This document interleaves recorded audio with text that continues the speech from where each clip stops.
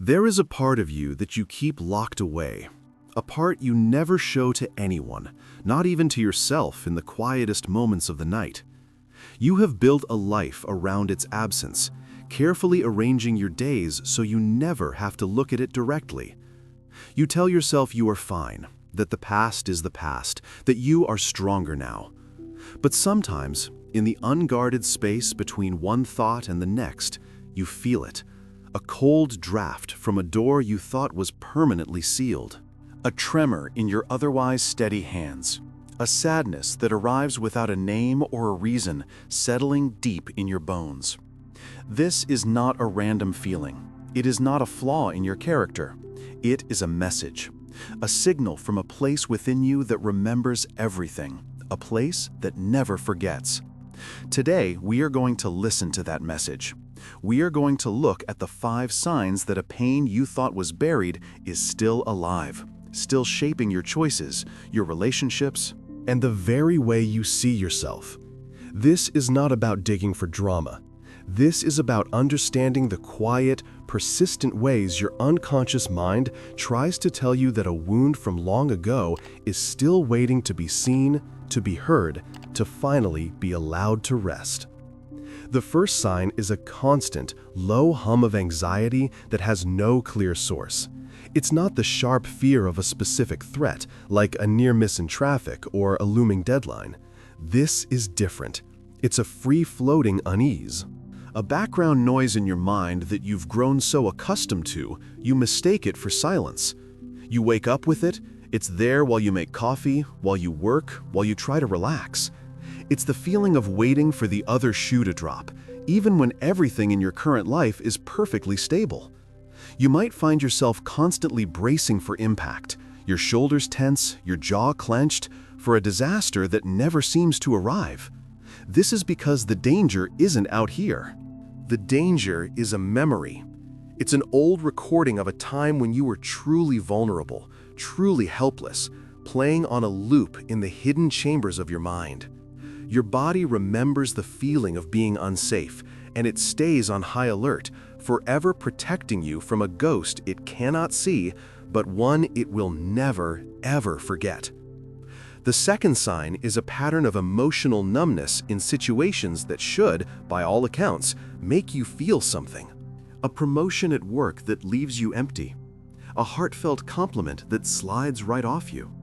The end of a relationship that feels more like an administrative task than a heartbreak.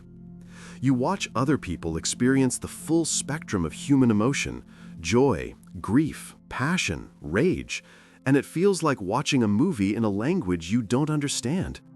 You might even pride yourself on your stability, your cool head, your ability to not be swayed by drama. But this isn't peace. Peace has a warmth to it. This is a void. This is the emotional equivalent of a Novocaine injection. You have learned, long ago, that feeling things fully was dangerous. It led to pain, to rejection, to a helplessness so profound that your young mind made a silent, desperate pact to feel less to survive. So you built a dam. You walled off the river of your own feelings to stop the flood. And now, years later, you are living in the quiet, arid land on the other side of that wall, wondering why the sun on your skin doesn't feel warm anymore. The trauma isn't just the pain you felt, it's the defense you built against ever feeling it again. And that defense has left you a stranger in your own emotional life. The third sign is a deep, almost gravitational pull toward relationships and situations that feel painfully familiar, even when you know they are bad for you. You meet someone new, and there is a strange comfort in their distance, or their criticism, or their unreliability. It feels like home. Not a happy home, but a known one. You find yourself drawn to people who are emotionally unavailable, or to jobs that demand too much of you, or to friendships that leave you feeling drained and unseen. From the outside, it looks like a pattern of self-sabotage. You might even blame yourself, asking, "Why do I keep choosing this?" But the truth is far more compassionate. You are not choosing it, you are recognizing it. Your unconscious mind is drawn to the familiar terrain of your original wound. It is trying to return to the scene of the crime, not to be hurt again, but to finally solve the mystery. It is a desperate, unconscious attempt to master the old situation, to win the love you didn't get, to get the approval that was withheld, to finally make the story end differently. But since you are bringing the same wounded, younger version of yourself to the same dynamic, the ending is always the same. It is a reenactment, a play where you are both the actor and the audience, forced to watch the same tragedy unfold again and again, hoping that this time the script will change. This repetition is the unconscious's most stubborn attempt at healing, a plea for a different outcome that can only come from understanding the original script, not from endlessly performing it. The fourth sign is a profound and exhausting need for control. It shows up in the small, rigid routines that cannot be disrupted. The way you need the kitchen to be spotless before you can sleep. The intense irritation when a plan changes at the last minute. The inability to delegate a task because no one will do it the right way, your way. On the surface, it looks like competence, like high standards, but underneath, it is a fortress. It is the frantic attempt to manage the external world because, at some point in your past, your internal world was thrown into chaos without your consent. When a child's environment is unpredictable, when love is conditional or safety is fleeting, the developing mind learns one terrible lesson, that life is fundamentally unsafe. The only way to survive is to grip the steering wheel as tightly as possible. You learn to control your emotions, your environment, and the people in it, because the alternative was to drown in the helplessness. Now, as an adult, this need for control is the prison you built to keep yourself safe. It drains your energy, it strains your relationships, and it leaves you perpetually braced for a storm that may never come. The smallest deviation from your plan feels not like an inconvenience, but like a crack in the dam, a threat of the old chaos rushing back in. This isn't you being difficult. This is the ghost of a child who learned that the world was a dangerous place and who is now, silently, running the whole show from the control room of your unconscious, trying to prevent a catastrophe that has, in a way, already happened. The fifth and final sign is a voice in your head that is not your own. It is a critic, a judge, a constant narrator that finds fault in everything you do. You make a minor mistake and it whispers that you are a failure. You receive praise and it immediately dismisses it as pity or politeness. This voice is so woven into the fabric of your thinking that you believe it is you. But it isn't. It is an echo. It is the internalized voice of a parent who was never pleased, a caregiver who shamed you for your needs, or a bully who knew just where to strike. In your formative years, you absorbed their judgments because you depended on them for survival. To disagree with them was a risk you could not take, so you made their voice your own. And you have been carrying out the sentence they passed on you ever since. This is the cruelest trick of repressed trauma. It turns you into your own jailer. The original pain was bad enough, but this endless, self-administered punishment is what truly keeps the wound fresh and open. You are living with a ghost that haunts you from the inside, reminding you of your perceived inadequacies, ensuring you never feel truly free, truly good, or truly enough. It is the unconscious preserving the conditions of your original pain, because to that deep, wounded part of you, even this criticism is more familiar and therefore feels safer than the terrifying unknown of self-acceptance. So now you see them, the anxiety with no name, the emotional numbness, the pull to painful familiarity, the exhausting grip on control, the inner critic that is not your own. These are not separate problems. They are symptoms of the same root. They are the language your unconscious uses to point toward a memory, a feeling, a loss that was too much for you to process at the time. It was buried not because it was unimportant, but because it was overwhelming. And now it lives on in these subtle, persistent, and draining ways. Freud taught us that the unconscious never really forgets. It stores our experiences, especially the painful ones, and they continue to influence our lives with a power that is all the greater for being unseen.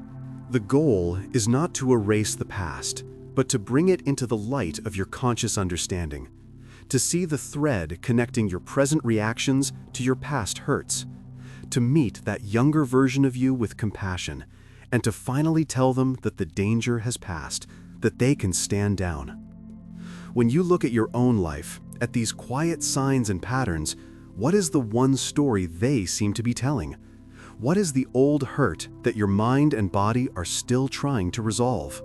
If this quiet exploration made something click into place for you, if it gave a name to a feeling you've carried for a long time, then consider liking this video and subscribing to the channel. It helps more people find these conversations. Thank you for listening. And here is the most difficult truth of all. Understanding these signs, seeing the patterns, even feeling a flicker of recognition, none of this will magically dissolve the pain.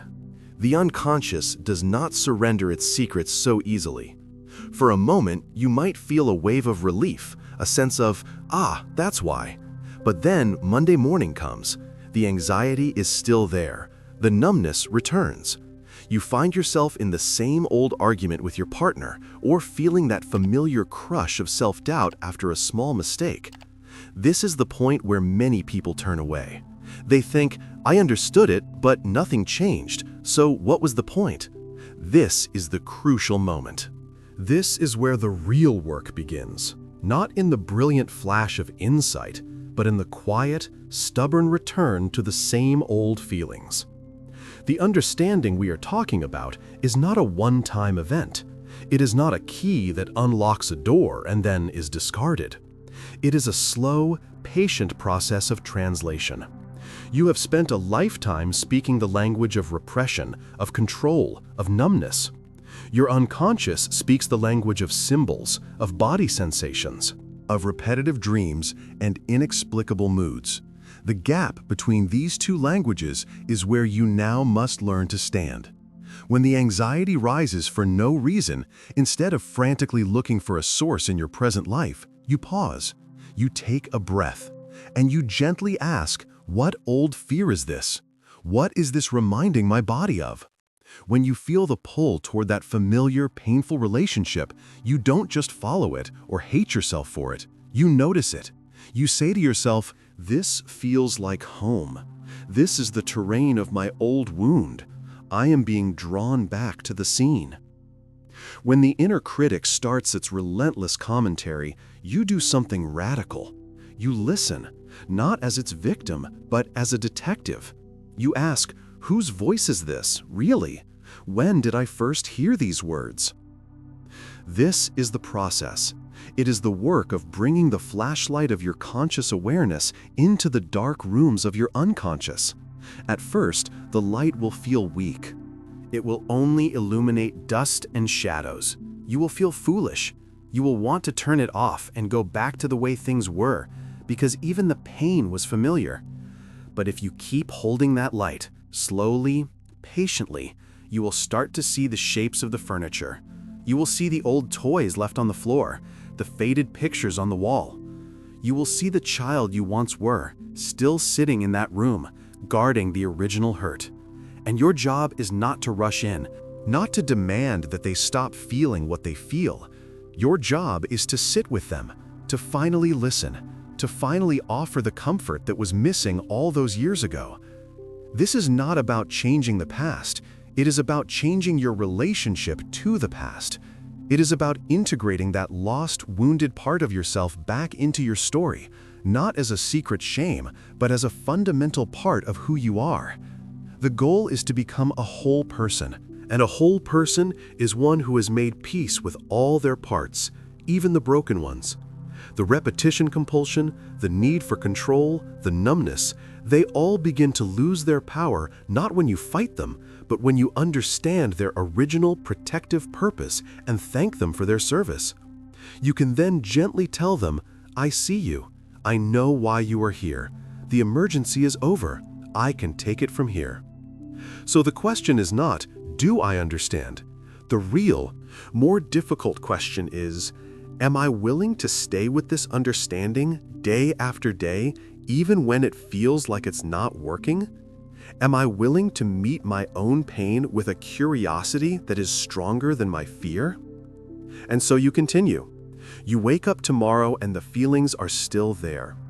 The work is not in the grand realization, but in the thousand small moments that follow. When you feel the urge to clean the entire house at 11 p.m. to quiet the buzzing in your chest, you pause. You put the cloth down, you sit on the floor, and you let the discomfort be there. You don't try to fix it, you just breathe. And you acknowledge the young part of you that is terrified of chaos, that believes if everything is not in perfect order, something terrible will happen. You don't argue with it, you just sit with it. When you feel that familiar hollow numbness after a friend shares good news, you don't force a smile. You turn inward and you whisper, "It's safe to feel joy now." The punishment for happiness is over. It will feel like a lie at first. Your body will not believe you. That's okay. You are not trying to convince it. You are just stating a new possibility, a new truth over the old recording. This is the slow, unglamorous work of integration. It is the daily practice of choosing conscious curiosity over unconscious reaction. It is noticing the critic's voice and, instead of agreeing with it or fighting it, simply saying, "I hear you. You are afraid." It is feeling the pull toward a familiar, draining person and consciously choosing to walk in a different direction, even though every fiber of your being screams that it feels wrong, that it feels unnatural. That screaming is the sound of the old defense system protesting its own obsolescence. It is the sound of a ghost fighting for its job. Your job is to reassure it that it can retire, that its services, while deeply appreciated, are no longer required. This is how you reclaim your life. Not in a single triumphant moment, but in these quiet, cumulative choices. You are slowly teaching your nervous system a new definition of safety. Safety is not the absence of feeling. It is the capacity to feel without being destroyed. Safety is not perfect control. It is the ability to handle life's inevitable uncertainties. Safety is not the familiarity of pain. It is the courage to step into the unfamiliar territory of peace. This process is not linear. You will have days where you feel connected, clear, and compassionate with yourself. And you will have days where you fall right back into the old patterns, where the numbness is total, the anxiety is deafening, and the critic is roaring. On those days, it is vital to remember that this is not a failure. This is part of the process. The unconscious does not yield its territory without a fight. The very fact that you can notice you're in the pattern, even if you feel powerless to change it in that moment, is progress. That noticing is the tiny, fragile flame of your conscious awareness. It has not gone out. It is still burning. And that is enough. So I will ask you now, not as a challenge, but as a genuine invitation for reflection. In the quiet space after this video ends, can you make one small, gentle promise to yourself? Not a grand plan for total healing, but one tiny act of noticing. The next time you feel that ancient anxiety hum to life, can you simply place a hand on your heart and breathe with it for just 3 breaths? The next time the critic speaks, can you gently ask it, "How old are you?" The next time you feel the pull toward a painful familiarity, can you simply pause and acknowledge the longing for a different ending? This is how you begin to build a bridge between the you that is here now and the you that has been waiting, locked away for a very long time. If this quiet understanding feels like a beginning for you, if it makes the path ahead feel a little less lonely, then please like this video and subscribe to the channel. Your presence here means a great deal. Thank you for listening. And now, we arrive at the most tender and perhaps the most frightening part. The part where you are alone with this new understanding. You have identified the signs, you have traced them back to their source, and you have even begun the patient work of noticing. But here, in the silence of your own company, a deep loneliness can sometimes descend. You may look at the people in your life, your friends, your family, your partner, and feel a vast, unbridgeable distance. They seem to move through the world with a lightness you can no longer remember, while you feel the weight of this hidden history, this secret pain, like a second skeleton inside you. You want to explain, to point to the wound and say, "Here, this is why I am the way I am." But the words fail. How do you explain a ghost? How do you describe a room that exists only in the architecture of your mind? This loneliness is not about being physically alone. It is the loneliness of carrying a story that feels too heavy, too complicated, and too shameful to share. It is the fear that if people saw the real damage, the real fragility, they would turn away. So you perform. You wear the mask of the person who has it all together, all while feeling like an imposter in your own life.